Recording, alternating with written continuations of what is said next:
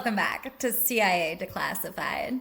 Imagine you are deep within the secure corridors of the Langley headquarters. It is the early 2000s, and the world is still reeling from the sudden, violent realization that the internet is the new front line. You aren't holding a rifle or wearing a wire. Instead, you're staring at a screen filled with a chaotic, shimmering waterfall of green text, raw, intercepted digital packets. This is the aftermath of a massive silent intrusion into a critical power grid. The code is cold, dead, and deliberately mangled to hide its origin. You lean forward, the blue light of the high-resolution monitors reflecting in your beautiful eyes, tracing the jagged edges of a corrupted data header. You aren't just an observer. You are the system's primary investigator, woven into the very fabric of the Tiger Pro environment.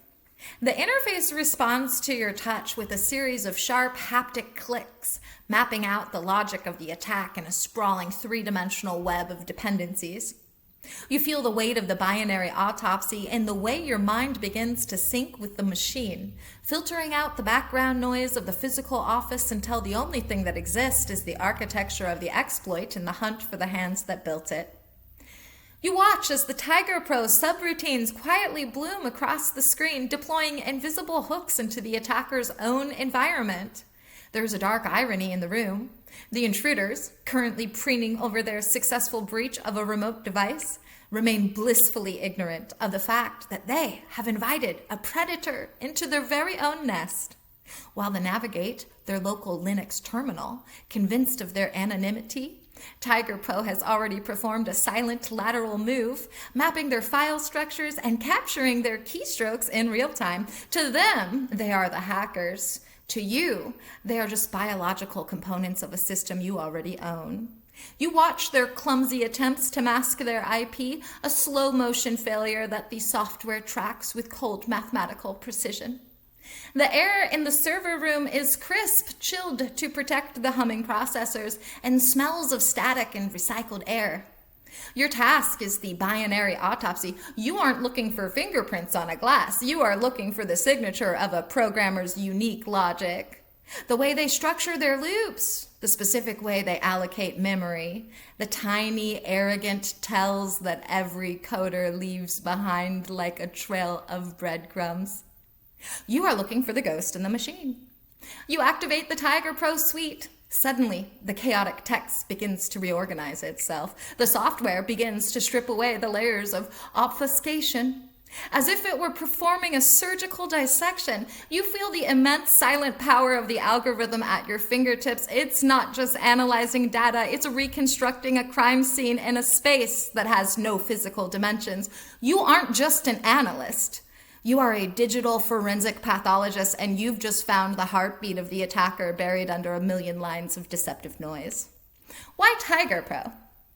Within the Directorate of Science and Technology, the software was named as an acronym for Technical Intelligence Gathering and Electronic Reconstruction Professional. The name was also a nod to the flying tigers of World War II, a symbol of aggressive, specialized intervention in denied territories. It was an invention of policy intended to standardize how the agency handled signal forensics, turning a chaotic mess of intercepted bits into a legally and operationally sound chain of custody for digital evidence. To skin this digital predator and see what makes it purr, we must peel back the declassified layers of the autopsy. Tiger Pro was an invention of the Office of Technical Service. It utilized pattern matching algorithms to identify known malware signatures. The software achieved de-obfuscation of high-level encryption in real time. Tiger Pro utilized the VAM tool for system overviews. The system allowed for the reconstruction of deleted digital files from raw disk images. It utilized heuristic analysis to detect never-before-seen zero-day exploits. The program operated on a distributed computing model to handle petabytes of data. Tiger Pro utilized cryptographic hashing to ensure the integrity of intercepted signals. The system reduced the time to identify an attacker's location by 75%. It utilized sandbox execution, allowing analysts to run hostile code in a safe environment. Tiger Pro integrated with the NQTel-funded software Keyhole for geographic mapping. The program utilized fuzzy logic to bridge the gap between human error and digital precision. It tracked the latency of signals to triangulate the source of a transmission. Tiger Pro was used in the forensic analysis of the Stuxnet worm. The program utilized image recognition to identify hardware components from satellite photos. It utilized automated triage to prioritize the most dangerous digital threats. Tiger Pro allowed for memory forensics, capturing data that never touched a hard drive. The system utilized packet sniffing to monitor live communications without being detected. It reduced the false positive rate of digital intrusion alarms by 60%. Tiger Pro was utilized by the National Clandestine Service. The program experimented with quantum-resistant algorithms in the late 2010s. It utilized natural language processing to translate intercepted text on the fly. Tiger Pro documented the time to live of hostile packets to map enemy networks. The system utilized remote triggering to wake up dormant listening devices in the field. Tiger Pro was integrated into the Titan Signals intelligence platform. The software detected bit flipping caused by cosmic rays to differentiate from malicious code. It utilized differential cryptanalysis to break proprietary state-sponsored ciphers. Tiger Pro mapped the logical topology of air-gapped networks. The program used acoustic signal extraction to reconstruct data from the sound of server fans. It identified compiler artifacts that revealed the specific version of software used by hackers. Tiger Pro utilized graph theory to visualize the command and control hierarchy of botnets. The software detected payload staging in supposedly inert image files. It utilized entropy analysis to find hidden encrypted volumes within free space. Tiger Pro identified keyboard cadence, the unique typing rhythm of a remote user. The program used clock skew to uniquely identify specific pieces of hardware across the globe. It tracked data exfiltration through seemingly normal DNS queries. Tiger Pro utilized symbolic execution to explore every possible path a virus could take. The software mapped dark fiber connections used by shadow intelligence agencies. It utilized electromagnetic side channel analysis to read data through office walls. Tiger Pro identified code reuse across different international hacking groups. The program used packet fragmentation analysis to see through standard firewalls. It detected logic bombs designed to trigger on specific calendar dates. Tiger Pro utilized neural network classifiers to distinguish between human and bot traffic. The software reconstructed volatile memory from systems that had been powered down for hours. It utilized instruction set forensics to identify the specific CPU architecture of a target. Tiger Pro identified linguistic cues and code comments that narrowed down the attacker's native language.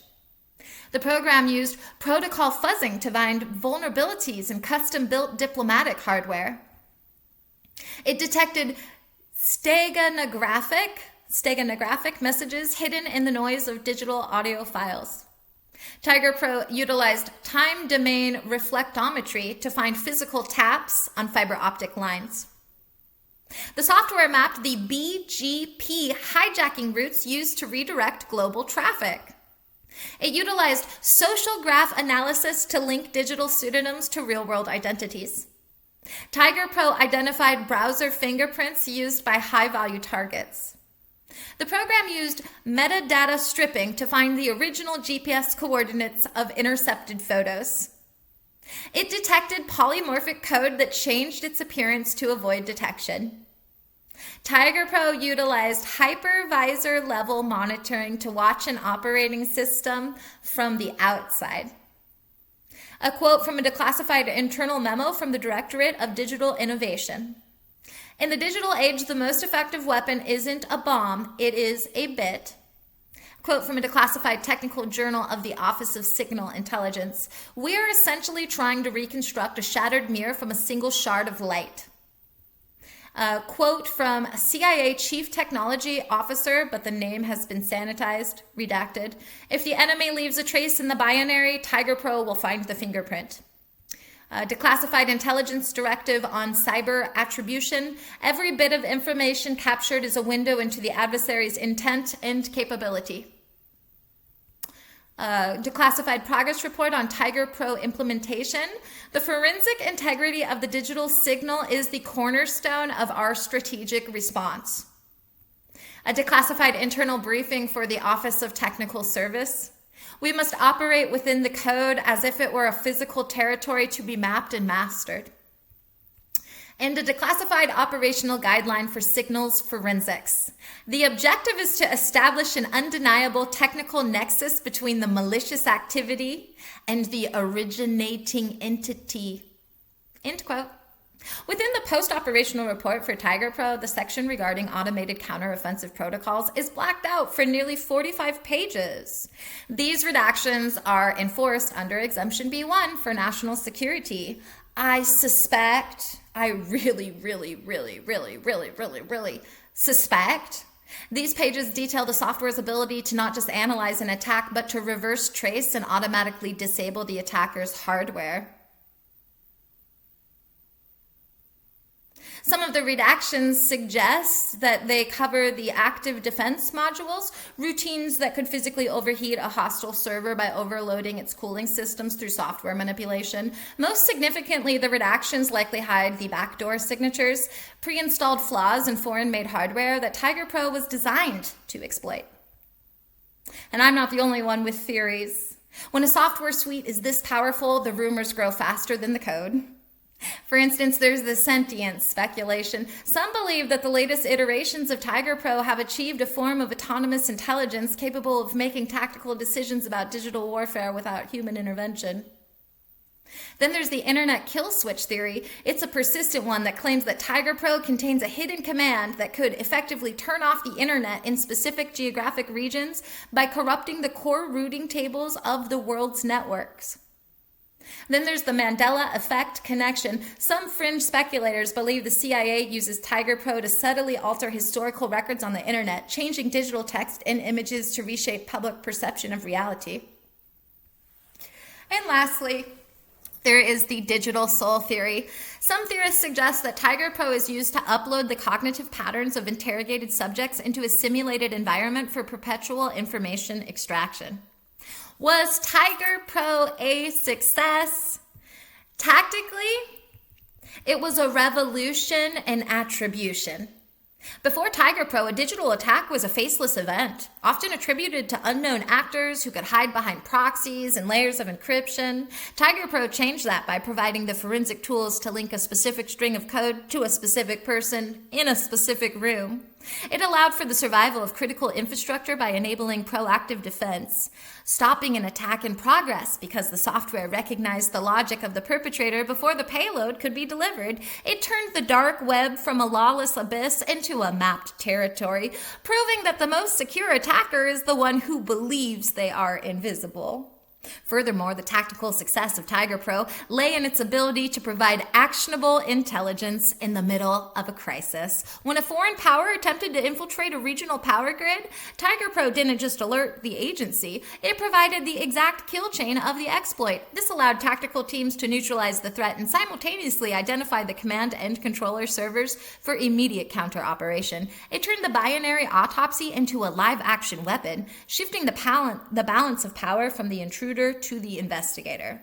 Strategically, it shifted the war from reaction to foreknowledge. It allowed the US government to move from simply patching holes to identifying the next generation of threats before they were even deployed. It proved that technical superiority in digital forensics could deter state-level actors who previously felt they could hide behind the anonymity of the web. This created a new era of digital deterrence, where the cost of being caught outweighed the benefit of the intrusion. It essentially moved the high ground of modern warfare from the physical peaks to the architecture of the signal. Tiger Pro also fostered an unprecedented level of interagency cooperation. By standardizing the chain of custody for digital evidence, it allowed for seamless intelligence sharing between the CIA, NSA, and FBI. This unified strategic front made it increasingly difficult for adversaries to exploit the bureaucratic gaps in national security. However, it also led to a strategic arms race and obfuscation. As Tiger Pro became more adept at unmasking code, adversaries began investing billions in quantum encryption and AI-driven malware. Strategically, Tiger Pro didn't end the war. It defined the permanent escalating nature of the digital conflict we live in today. As far as technological and operational breakthroughs go, it led to quite a few. For instance, digital forensic standardization was pioneered by the agency to ensure that digital evidence could survive the scrutiny of high-level national security decisions. For humanity, this development has created the legal frameworks that protect individual digital identity in complex court cases. In the military sphere, it allows commanders to authorize cyber responses with the same precision as a kinetic strike. For the intelligence community, it provides the gold standard for attribution, allowing the government to link state-sponsored hacks directly to the desk of foreign leadership with absolute certainty. Heuristic threat detection was refined through Tiger Pro to identify anomalies in system behavior rather than relying on stale databases of known viruses. This breakthrough directly benefits humanity by powering the smart antivirus software that protects personal devices from brand new unseen malware. On the battlefield, the military utilizes this to protect tactical Internet of Things devices from being subverted by electronic warfare.